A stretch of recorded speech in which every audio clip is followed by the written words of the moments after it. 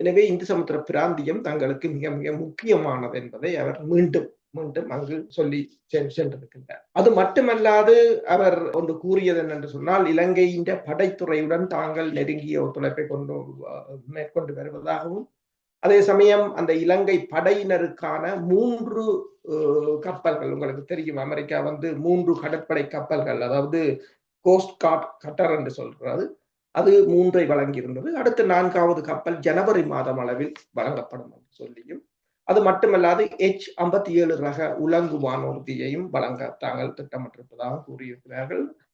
அது உலங்கு வானூர்திக்கு மேலதிகமாக உங்களுக்கு தெரியும் 2 C-130 ஹெர்குல்ஸ் ரக விமானங்களையும் அமெரிக்கா இலங்கைக்கு வழங்கியிருந்தது. அதன் பிற்பாடு பீச் கிங் கிராப்ட் விமானத்தையும் வழங்கியிருந்தது உளவு தகவல்களுக்காக.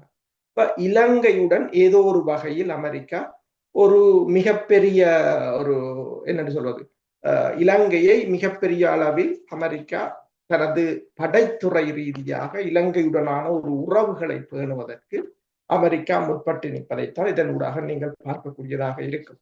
இப்ப என்னென்று சொன்னால், இப்ப இலங்கையின் தற்போது இடம்பெறுகின்ற அரசியல் பிரச்சனைகள், அதாவது நீங்கள் கேட்டது போல உள்ளூராட்சி சபை தேர்தலாக இருக்கலாம், மற்றது இலங்கையின் தற்போதைய அரசுக்கும் எதிர்கட்சிகளுக்கும் இடையிலான விரிசல்களாக இருக்கலாம், அல்லது எதிர்கட்சிகள் மீது தற்போதைய அரசு மேற்கொள்கின்ற நடவடிக்கைகளாக இருக்கலாம். இவற்றை எல்லாவற்றுக்கும் அப்பால் இலங்கையின் அரசியலை தீர்மானிக்கக்கூடிய ஒரு நிலையில் இப்போதும் அமெரிக்கா மிகவும் ஒரு காத்திரமான பங்கை வகிக்க போகிறது என்பதுதான் இந்த இந்தோ பசிபிக் பிராந்திய கட்டளை பீடத்தின் தளபதியின் வரவின்ற ஒரு சுருக்கமாக பார்க்கலாம். அவருடைய கருத்தை பார்த்திருப்பீர்கள். ஒட்டுமொத்தத்தில் இப்போது அமெரிக்கா இலங்கைக்குள் செல்லுவது என்பது கற்பனை என்கிறீர்கள், இது சாத்தியமா என்கிறீர்கள், இந்தியாவை மீறி செல்லலாமா என்கிறீர்கள்.